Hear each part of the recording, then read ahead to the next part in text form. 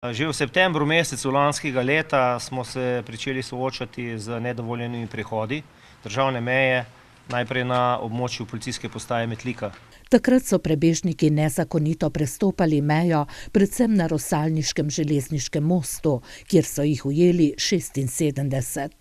Potem pa se je pot migrantov preusmerila na območje črnomaljske občine.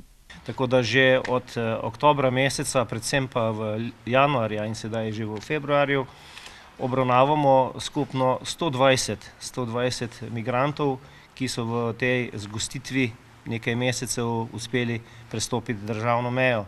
Gre predvsem za državljane Alžirije in Maroka, ki prihajajo posamezno ali v manjših skupinah peš iz Velike Kladuše v Bosni. Kolpo pa so uspeli prestopiti v bližini Preloke, Žuničev, Paunovičev in Učakovcev pri Vinici. Večinoma so to moški v starosti med 18 in pa 30-35 let. V večini primerov ugotavljamo, da imajo pri sebi te tako imenovane pametne telefone in na podlagi katerih z GPS, povezavo, ugotavljajo, na kateri lokaciji se nahajajo. Predhodno imajo že nameščeno ruto potovanja, ki vodi skozi Belo krajino.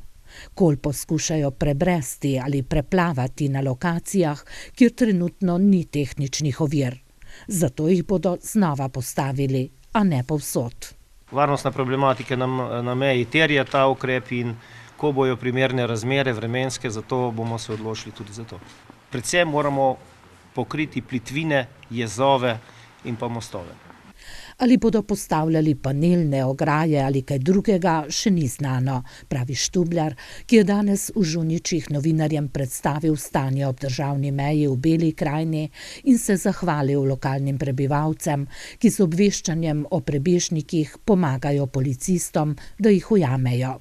Vsi ti migranti praviloma so zaprosili za mednarodno zaščito tudi na območju policijske postaje Črnomelj, tako da po vseh teh postopkih v prisotnosti prevajalcev potem opravimo te postopke, ki so potrebni, in seveda nastanimo te tujce v azilni dom v Ljubljani.